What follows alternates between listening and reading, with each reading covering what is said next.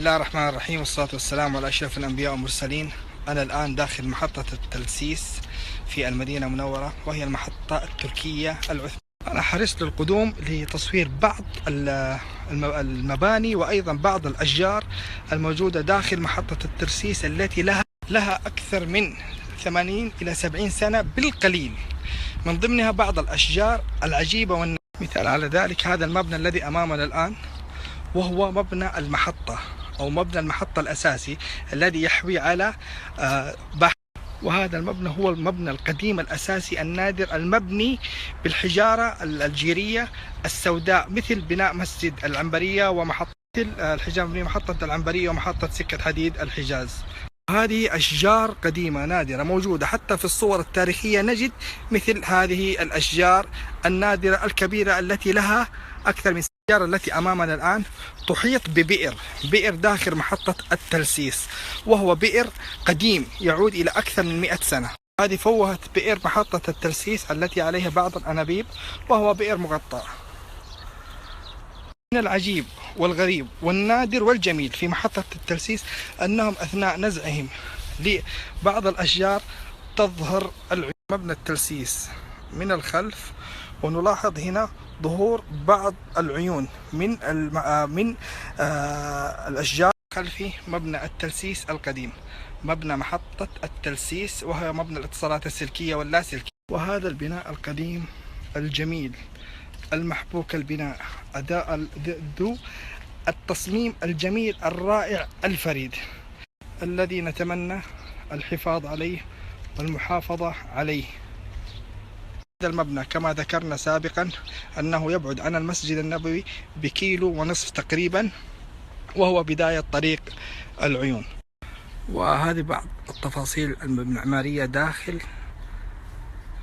البناء العثماني. يلاحظ النسق الجميل في البناء والتصميم الفريد في البناء القديم، والذي هو حاكي للأبنية القديمة سواء في تركيا أو في الشام أو في مصر.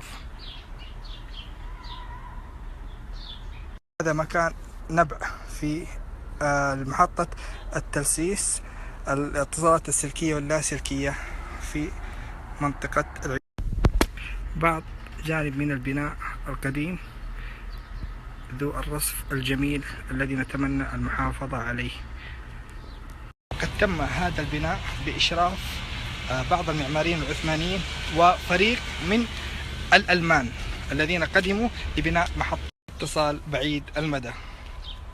وإن الجميل في هذا البناء أنه بديع التصميم، يحاكي كما ذكرنا سابقا التصميم العمراني في الشام. كان الأمير عبد المجيد رحمه الله أمير منطقة المدينة المنورة تحديدا عام 1412 حرص على إعادة وترميم هذا الموقع، له مقر تنسيقي لعمليات الحج تحت إشراف أمارة منطقة المدينة المنورة.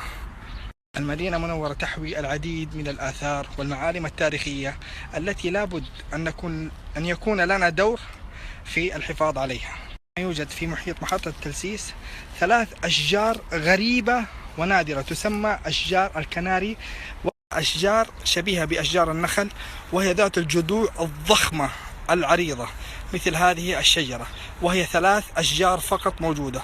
حسب ما ذكر لي بعض المزارعين أنها أكثر من 70 سنة، وهي 3 أشجار فقط موجودة وتسمى أشجار الكناري كما ذكرت. في هذه المحطة 3 أشجار، هذه واحدة وهذه الثانية ذات الجذوع، وهذه الشجرة الثالثة فقط هي الموجودة. ونتمنى أيضا من المعنيين المحافظة عليها، فهي ضخمة ونادرة.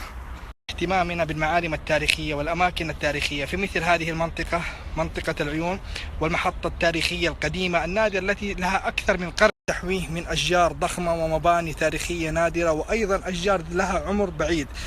يوجد صورة لمحطة التلسيس بها الأشجار الضخمة. كانت المنطقة خالية تماما من السكان، ولكن كانت المحطة قائمة، وأيضا الأشجار الضخمة. محطة التلسيس محطة قائمة بها أشجار وبها آبار وبها عيون وبها بناء تاريخي. لأن طبيعة المنطقة زراعية وتربتها زراعية، بل تسمى منطقة العيون. نلاحظ أن مسطحات الخضراء بها كثيرة. مساحة المحطة هي 9000 متر مربع، تحوي إلى عدة بشكل معين سداسي الأضلاع.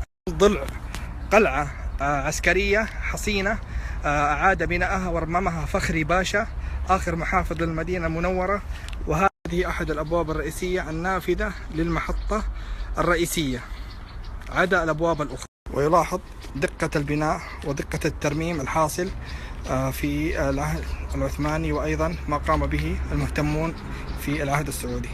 إحدى القلاع القديمة داخل محطة التلسيس، وبها مقر للجند وأيضا للحراسة والحماية. طبعا الآن مقفل، وهي مقفلة الآن، وأيضا يوجد بها بعض الفتحات للجند والعسكر الذين يحمون المحطة.